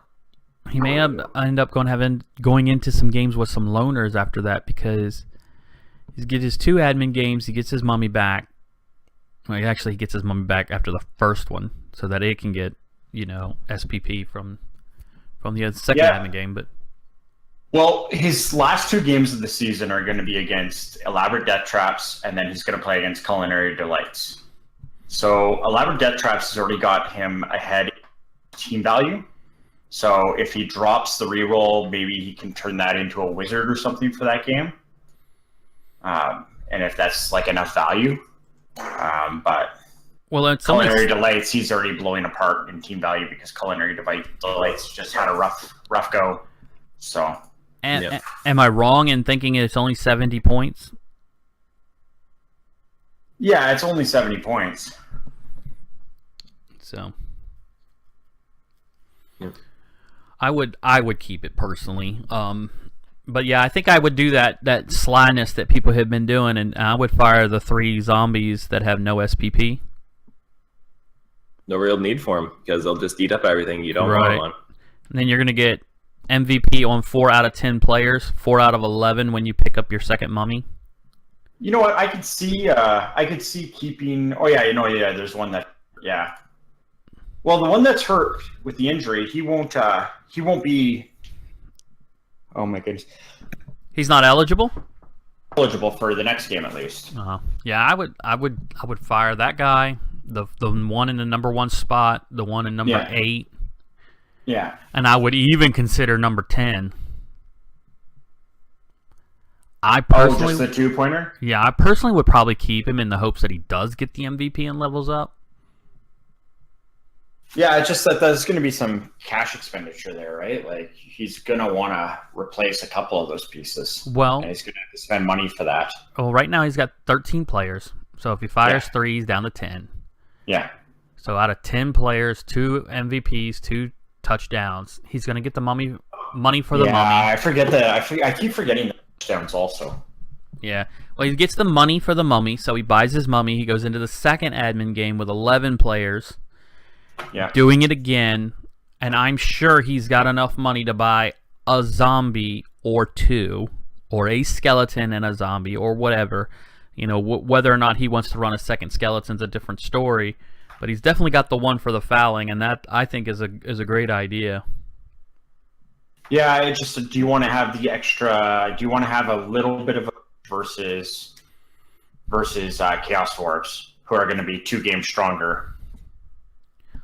Like, I don't know if I want to go into that game with only 11 pieces. Yeah, but he's not going to have to go into that team 11 pieces. He can go in it with 12 or 13 because he's going to have that money. To buy a zombie, to go from 11 to 12, he can at least do that. Yeah. Well, he'll also get the inducement cash because that'll keep his team value really strongly managed. I mean, we're talking about buying 1 mummy and 1 zombie is 160K. And he's at 100K right now. 2 admin games, he's going to get the 60K. Correct me if I'm wrong, but he cannot roll less than 30K each game, right? I have no idea. Because you get your winnings and your opponent's winnings. Oh, okay. No, I think 20K unless you get a fame bonus added on. Well, don't you get 1 for winning? Oh, that's true. I do think you get 10K extra for winnings. Yeah, you get a +1 to your die roll from winning. Right. So if he rolls 4 1s for his winnings, he's still getting the 60K he needs. Yeah. I'm not saying it's the best idea ever. I'm just saying that I think I would gamble on it. I'd give it a shot. Yeah. These admin games are pretty good. They can be. And there are other versions. You can do a 2-1 as well. You don't split the money and you don't split the MB. You know, let's say you and I just can't make it. But we agree, you know, Pigsofa tried harder than I did, so go ahead and give him the victory. And they may give you the 2 and me the 1, just so that I don't fall so far behind or give you an unfair advantage. So you still get, you know, you get your 2 touchdowns, you get the MVP, and you get your winnings, and then I get the, you know, 1 MVP, 1 touchdown, and my winnings. Yeah, I see what you're saying. My computer died last season, and they gave me 2 out of the 3 losses that way, and it really helped. Yep. I mean, so I still came in last. Next person on the leaderboard is No Name Yet, coached by Valgus with a 4-4-1 record. These are those orcs you were talking about, right? Yes. His orcs are a little less flashy than the other ones, but no less dangerous. I think they're actually more of a like they're more designed to what they're supposed to do. Like there's a mighty blow guard, there's a dodge one that's like a ball carrier if you want, and a tackle one. All right. Well, his ball carrier has block. Yeah, I like because they're 6 movement. Yeah, I like Badzog because like that's the case. Like if you're playing offense, you can give him the ball and you can run away with him.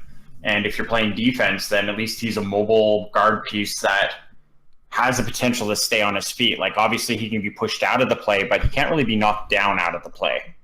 So he is a little bit more resilient. So it's always nice to have resilient guard. Well, since people hate the thrower so much, and he's got 12 players, do you think he should fire him and drop that 90 points in his TV, go down to 1340? He could in higher alignment, but he is actually using the thrower.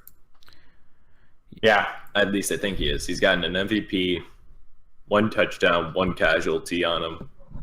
How many passes? Let me see. Should only be 1 then. Yeah, he's got one pass. Yeah. I think that pass was against me. I mean, so he's using him more as a line meat from what I see. Yeah. I like the throwers on the Orc team. I do. Oh, okay. But I like throwing. I like the throwing game. Yeah, I'm not a fan of it because that makes the Orcs a true AV9 team. Like that's saying, everybody complains about all the tackle on door stuff like that, but Orcs are really scary. No, they are. Like, they get the extra strength too. Stuff like that. Yeah, they get the better strength, and they've got AV9, like actual AV9, where it's like I've had those two guys who got my strength 4s, but they've missed games. They've missed a bunch of games. Because people will foul them. Oh, not even fouling them. Like, they just get beat up. Like, people care to blitz them. They're a blitz target. I haven't actually had any. I don't think I've had any of them fouled out. But people will go after them. Yeah. And I don't necessarily put them in the safest spot. But no, this Orc team, I had a lot of fun playing against them. I think we drew our game. I just like where he's going with it. Like this feels more Orky than some of the other teams that we've seen. I like the mighty blow on the blitzers. I like that he's got the tackle piece. He's got the blodger. So he's got some offensive solutions. He's got some defensive solutions. That troll needs to start pulling its weight. It's been in 4 games and hasn't really done anything. It's 13 successful blocks. Well, that road blocking thing only works so far, right? Yeah. And plus, he's really efficient on TV right now. Yeah, no, definitely. I mean, he's got a healthy, strong team, and he's got less TV than the leaders, and he technically has less TV than his opponent. So he's doing quite well. I don't know what his schedule looks like. I know he plays against Bitter Soggies right at the end of the season. Yep. What's this week look like for him? He's got an admin game. Oh wow! So he's playing. Am I wrong? No name yet. The Rod and Concede. Yeah. He plays the Rod and Concedes, and then I think he's got. He plays against the High Elves. Lords of Decay. Yeah, so he plays against two of the top 4 teams, and he also plays against the Elves, who are just on the outside looking in. But always, always can be a threat. Oh yeah. And actually, I really was hoping the Elves were going to steal a game from the Soggies. Well, speaking of the Elves, why don't we take a look for Not for Science's Elf team? Yeah. Who has, as far as I'm concerned, the dream thrower for a high elf team. Yeah. Pretty much. The only thing better would be an AG up.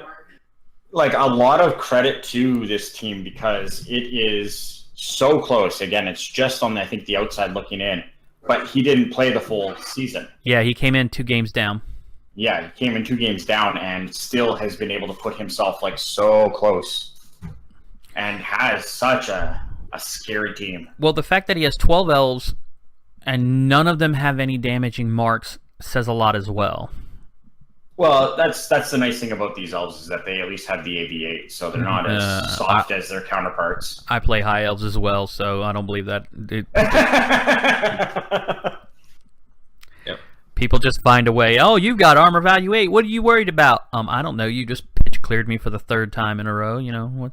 Yeah, but that's just how many ones you get. Isn't that what elves is all about? It's not rolling one. Is that he only has 1 catcher, and that's supposed to be like the main draw of it.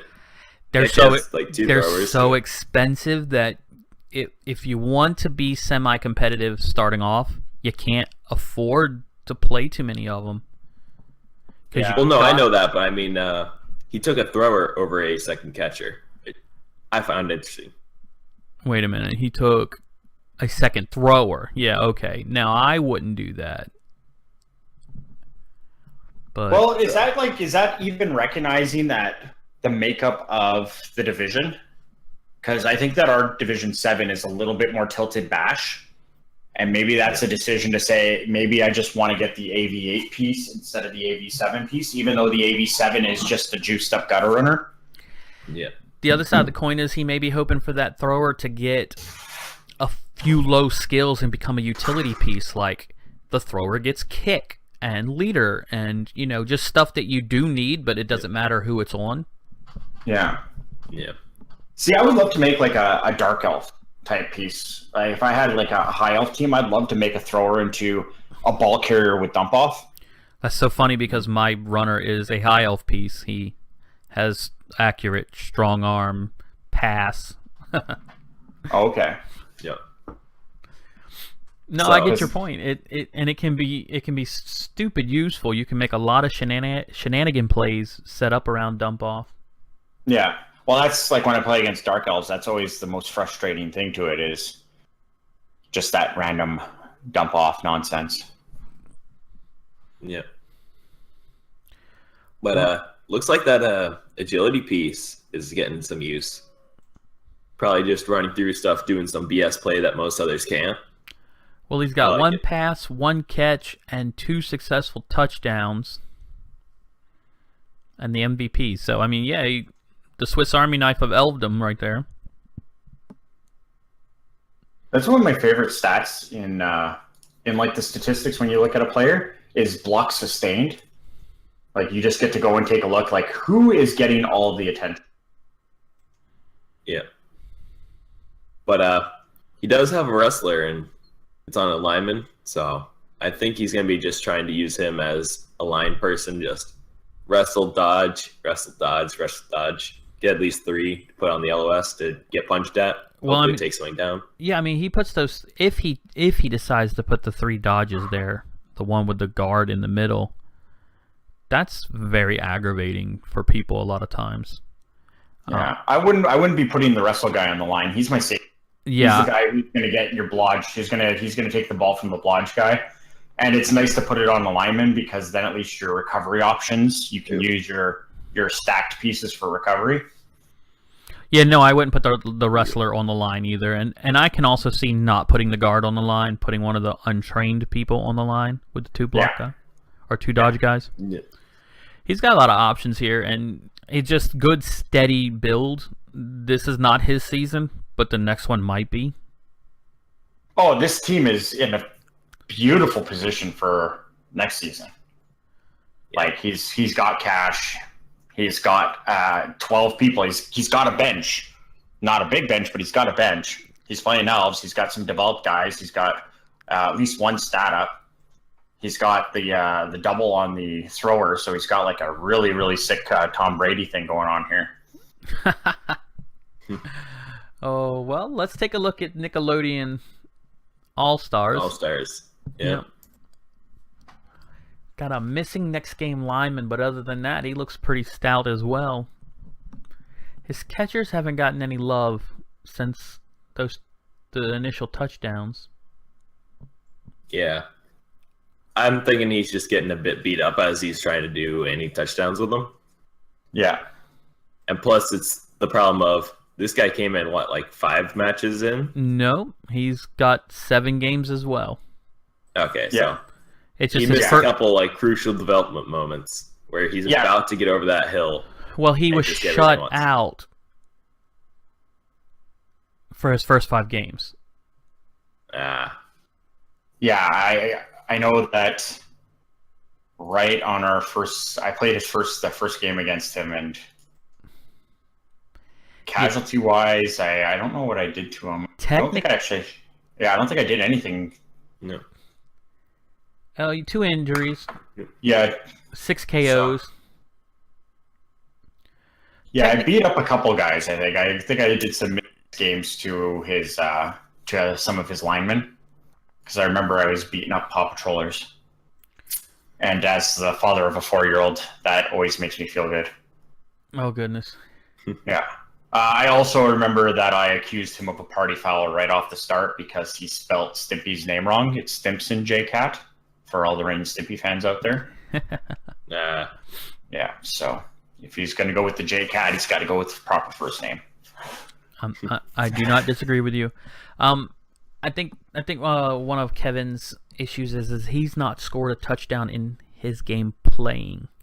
The only touchdowns have come from admin games, so I hope in the off season, whatever the Rebel decides to do, if they get rid of the spin league or if they open up some tournaments, I hope he takes that opportunity to play in those tournaments and get the development that he does need.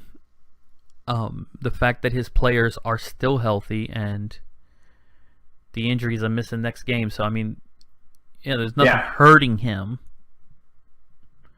It's just a matter of getting out there and getting it done.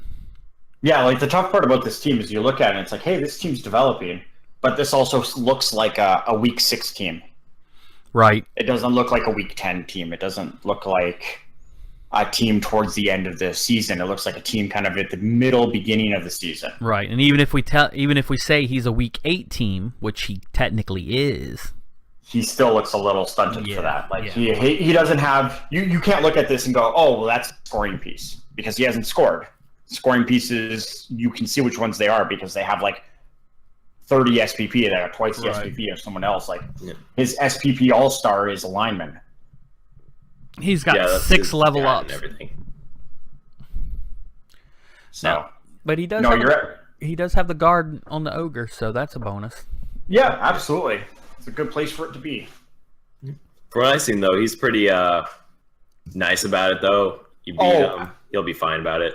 Absolutely. I had a great game against Kevin. So again, it's one of those things where that's one of the things I keep going back to tabletop. But I love about tabletop tournaments is that you always will do votes on like best player of the event, good sportsmanship thing. Yeah, the sportsmanship player stuff and like sportsmanship. At least in Alberta. In Alberta, we have a tabletop tournament pretty much once a month. There's like a 20-man tabletop tournament that'll happen once a month in our province. We used to do that with Hero Clicks, whoever won, best teacher, best team themes, things like that. Yeah. And I love that. Like I love the soft skill trophies because it's like winning the tournament is the best prize, but usually the second best prize is best sportsmanship. And like they'll hand out 10 trophies. Yeah. Well, being recognized as a good player is great. Being recognized as a good person. Yeah, that's awesome. Because usually what happens is your sportsmanship will get like a really cool prize, like either like a box team or something like that, and they get free entry into the next tournament. Nice. Like that's the tournament organizers. That's pretty much how they line it up. Is that hey, that's the opportunity for them to advertise their tournament, and then they get free intro to that. And well, think about it, and not only did people here enjoy playing with you so much, please come back. Exactly. That's pretty cool. Well, let's take a look at old Half Pint Heroes here, one of the 2 Chaos Dwarves in this division. I don't know if the other one's still with us. Or am I thinking of the other division? Nope. Elaborate Death Trap. Yeah. Elaborate Death Trap and Half Pint Heroes. Yeah. So. But Half Pint Heroes is starting to shape up finally. Yeah. It's been a rough walk up, and he has accepted his role in the dark side, the Mighty Blow Bull Centaur, the Jump Up Bull Centaur. He's got his 2 guards, he got his 2 Mighty Blow on his dwarves. Just screw it. If people are going to beat me up, I'm going to beat them up back. Yeah. Yep. All he's looking for right now is for Mr. Rocknails to get some claws, I think. Yep. Just got to roll doubles and then bam. Either that or he's going to get some more just utility skills. You know what? I have to say that I really appreciate the dwarf model that he used for Rocknails also. I like that square top head thing going on for like your killer. He just looks mean. Yeah. Oh, goodness. Well, hey, it's important what they look like. Is there anything here you guys see that you want to encourage, shy away from? I like that jump up on the Bull Centaur still. Like, if he gets knocked down or gets like break tackle, he's just going to still be going anywhere he wants. And I'm interested to see what Mitch's future looks like. What do they have planned for him? The only problem is it just sucks as a first skill. Yeah, and that's just it. Like, why would you take that over dodge? I don't know. Unless you do have a specific build in mind and you're like, well, screw it, it came here and I'm taking it now. Yeah. What was your other? So- Honestly, I think I would have went with catch. Catch. Oh yeah, catch is fair. Yeah. Considering how often people hand off to a bull centaur. Yeah. Well, if he's going to be the ball carrier type thing like that, no, that's absolutely fair. Yeah. Okie day. Well, Half Pint seems to be doing well and keeping his team alive. Just one last thing I wanted to put up is Sure. he also has 4 rerolls. Yeah. I think this is one of those teams with that much block. Dropping reroll isn't the worst idea. You know what? He doesn't have sure hands. That's exactly it. Like I'm perfectly fine with reroll bloat on Chaos Dwarves until they have a way to pick up the ball. And speaking of elaborate death trap, we accidentally missed them. Oh, Poor guy. Yep. Let's see how his. He is. With a 1370 team. He's got money. yeah, He is doing something right with those bull centaurs. Yeah, Mr. Big is an awesome bull centaur. Yeah. It is. I love this bull centaur. I think This now is like what you always wanted him to be. Yeah, absolutely. Like if you were going to be building a Chaos, the free agency market, that's that guy there is an easy 200K to spend. Yeah. Oh yeah, I think I'd take that guy in a heartbeat. He doesn't have any skill ups or anything like that, but he's got like super awesome skills for the bull centaur. Yeah. I think now's the time to go ahead and buy that stadium enhancement as well. I don't know which one you're going to get, but you might as well go ahead because you've got the money and you need to lower the team value, but you probably already knew that ahead of time. Maybe the Bribe Stadium. Because Hobgoblin's out. Yeah. I like that. Hobgoblins have a variety of skills waiting to happen. I mean, every one of them's a touchdown away from leveling up. That or maybe cancel the throw rocks like everyone likes. I hate throw rocks. If the throw rock was like your character is, it can't be worse than badly hurt. Yeah. It wouldn't be that big of a deal. But just the random ability to lose stats and death, that's BS. I mean, you're telling me that a bloodthirsty vampire can do less damage to you than some jackass in the crowd with a rock? See, they actually just throw boulders at that point. Oh, is that how it is? Yeah. Hey, why does this rock taste like anthrax? But yeah, he's doing quite well. And once he brings his TV down, 80 points, he'll be back down to 1290. He'll be trim and murdery. Yep. His blockers aren't getting as many levels as one, but he already has the 2 guard and a developing killer with the doubles roll already, so he's actually doing really good on that.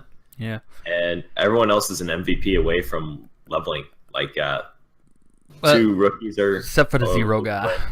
Zero guy, I think, is new. Could be wrong. But the Zero guy, if you get an MVP on him... Yep, then he has to do a casualty. Or... Just a lot of people are ready to go. Vanity Pass. Yeah. You can do it. I believe in you, Vanity Pass. All right. Fun. So our old pal Troxburg, Culinary Delights version 2. Now, if we want to talk about Slim, this is a Slim team. Slim. So he's got a roster of 9 players. One's going to be missing next game. He has a bank of 140. Well, he's got his 4 Chaos Warriors, and so 4 Beastmen, so that's 8, 9, 10, 11. He's going to pick up 3 loners. If any one of them does something worth a damn, obviously you pick him up. I still think having 1 extra real Beastman on his team isn't going to hurt him. And make sure to get like a cool name on him. I think that once he does get his full team back and gets a little development, he goes ahead and kills that 3rd reroll, takes it back down to 2. Because with the 1 Beastman having leader, go ahead and trim your team value and start messing around with your inducements. I mean, you're behind the 8 ball, but you've got the opportunity to use it as an advantage. Yep. Let Borak be your friend. Or Brick and Grotti. Why get 1 star player when you can get 2 for the price of 1? Grotti doesn't count. Why doesn't he? He's an Agility 4 Goblin. Everybody loves Agility 4 Stunty. Yeah, but you don't want to score anything on them. Like, you just run around with the ball, I guess, and go pick up the ball and then give it to somebody because you need to develop this team. Exactly. You run around, get the ball, give it to somebody down the field, that random beast man that no one's been paying any attention to. Yep. Yeah, not to mention agility for Goblin is something that I would definitely want to kill. Like, it would draw the ire of my players. And there's the other factor, there's two people that people are going to try to kill that ain't yours, so let them die. I have to say one thing, though. Look at the SPP that's just being spread across. Everyone is literally right about the level. Yeah. There's 3 Chaos Warriors that are just right there. He is doing well with that. It may be time to put your 3 Loner Beastmen on the line of scrimmage and then move your Chaos Warriors back 1 square. Make them like linebackers. And get them open. Get them with the ability to score or to do something. And you may find this team just getting freaky weird, like a certain leaping team I know. Yeah, I don't know. But that Chaos Warrior, he's going to need that pass, especially for development on your team, just looking so far behind with your deaths and deaths and deaths. Just throw it to anybody that isn't a leader. Start developing. Oh, goodness. His recovery is doing well. Realistically, I know with the loss of players it doesn't look like it, but when he got decimated in the first 2 games for his first team, and he's been able to like you said, spread the love around on this team, I think he's taken his opportunity and made the best of it with what he's got. It's funny with this team here. My decision whether or not to re-roll it or not would really come down to, like, where am I going to get seeded next season? Because if I get seeded against, like, established teams, like, again, you just start off right where you're at right now, just way behind the 8 ball. But if you get seeded in, one of the lower divisions and just have, like, a little boost against everybody else, that's pretty cool. But yeah, this team, like, that's the thing, is it's a away from looking way more established, and it's been resilient. Like, Troxburg has just kept this thing going. It's been a solid grind.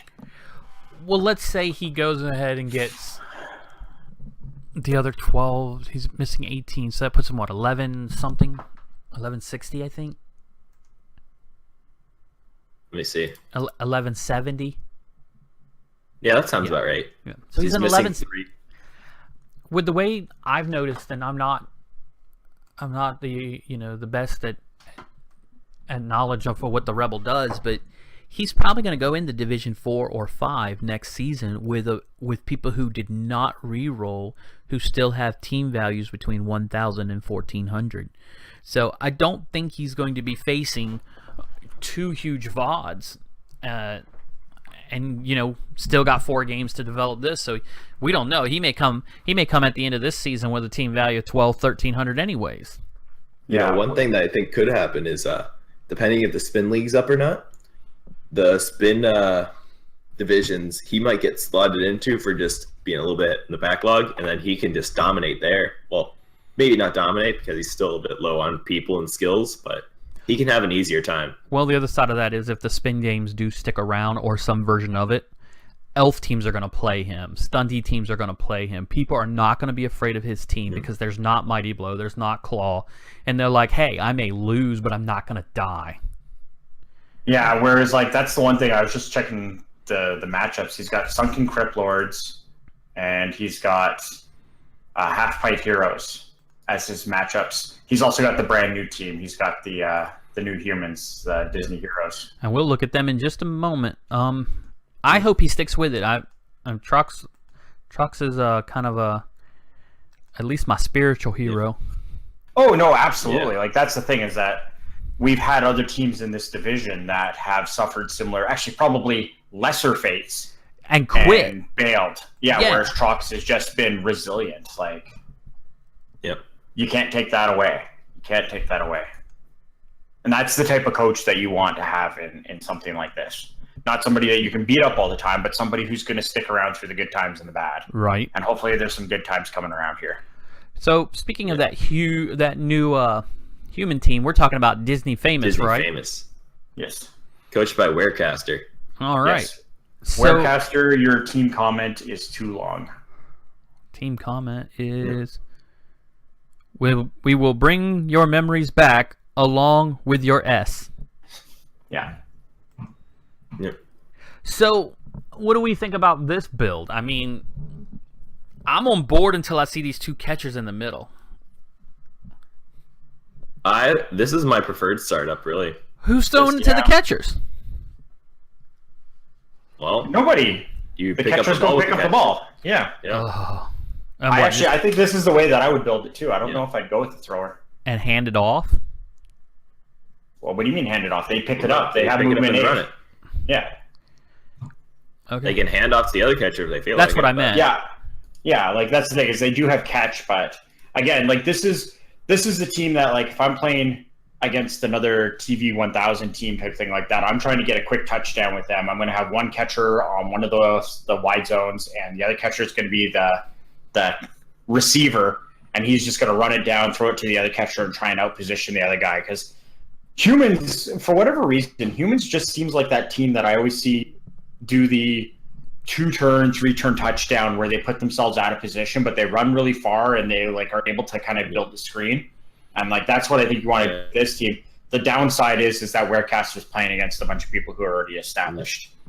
Like he's got probably the best game 1 matchup that he could hope for. Yeah, with Trox. With Trox, who isn't skilled in like his players aren't skilled up. Like he doesn't have to deal with a whole bunch of nonsense in that case. And this is also really strong for Trox because this might be the team that he can beat up a bit and get those last few star player points to start putting some more skills on his guys. Yeah. So I'm hoping that this coach does some good. I think that if he really wants to keep this team in for next time, it's time to just steal those blitzers up as fast as possible. Did you see what his next 2 games are, though? Yeah, he's got it really rough. He really does have. No, I didn't. Bitter Soggies, Innsmouth Lookers, and then his last game is going to be against High Elves. So, hey, hopefully he survives the leader and 3rd place. Golly. Yeah, Soggies is going to just tear this team apart, unfortunately. Welcome to the Rebel. Hope you enjoy your funeral. Oh, my gosh. Yeah. Maybe it won't be that bad, but it's going to be that bad. I hope your AV8 holds up. It probably won't, but I hope. Because he's going to have to go in guys down versus the Lookers and kills somebody. If he kills somebody on that team, though, and somebody important, you're going to be a golden god in your division. Oh, if Disney Famous can beat up some Soggies, like that's the thing is I don't have anyone on the but if he does some work on there, I will gladly ship him a legendary. If he can whittle away at them a little bit for me. Because, yeah, any damage that he does translates to my game, so. Yep. Well, there you go with our recaps. Is anything final you gentlemen want to add out there? Just the standard thank you guys for doing what you do. Thursday is usually a really exciting day for me because if I'm not playing my game, I'll use up, the hour or 2 of free time I get in the evening to watch the recap. I very much enjoyed it, so I'm really excited to get an opportunity to be on it, but just really excited to see that you guys are doing it. It just adds some fun to the thing, and it really makes the league a lot wholer for me because if you play like the ladder or whatever the case may be, faceless opponent after faceless opponent, the recap makes it so that I'm somewhat invested in what the other teams in my division are doing as well. So thank you guys. Well, thank you. Thanks for being with us, man. That was very nice of you. You were very accommodating and knowledgeable. I hope you do a recap again, man, because you're pretty good. Yeah, definitely. Oh, well, yeah, no, absolutely. I'd love to. I get a kick out of doing this stuff here, and I really, really like Blood Bowl, so. Don't we all? Yeah. You guys going to play some Legendary Edition this weekend? Yes. Hopefully. Yeah. Today I will. I have to work Saturday and Sunday, but yeah. So, guys, Legendary Edition is out as of now. Or, sorry, the beta weekend is out as of now. You should go check it out. Well, For them, it is. It should Yeah, I come guess up, for them it is. well, it should come up at 11 o'clock my time. No, it should be coming out now. As we're finishing this recording, it should be available. So, guys, go get it if you want to play in the beta weekend. They got Kislev, they got Amazon's, Halflings, and what was the last one? Underworld. Underworld. So that's a lot of big teams. Cool beans. I'm going to be personally trying out the Halflings myself. Oh, and speaking of big teams, Ogres. Ogres are next time. Yeah, they're only doing 4 teams this week. Oh, they're only doing the 4. They didn't do the Ogres. It's the basic teams that came with Blood Bowl, plus the 4 teams from LE, and it's open to anyone who has Blood Bowl as a way of testing out the servers, checking for bugs and whatnot. And I think Uncle Ledeas is going to try out the ladies of Blood Bowl. Yep. So don't forget, it's like $22.50 if you're using USD, and it's a pretty good deal. It's a lot of teams for a low price. Yep. And then, if you've got somebody you really like who wants to get into Blood Bowl, maybe you buy them the whole damn kit and caboodle for like $45, and that's every team that exists. Yeah. I've actually already got one guy who just pre-ordered last week that I'm trying to convert to the game right now. Nice. So I'm going to try with him, and then hopefully he can drag a few more in. Yeah. It's all about peer pressure, folks. That's how you get your way in gaming. Yep. Well, this has been the Division 6 and 7 recap, and this has been Iron Master with my co-host Ledeas. I hope you guys have a good evening. Yep, and thank you, Pigsofa, for coming on. Hey, no problem, guys. Thanks. All right.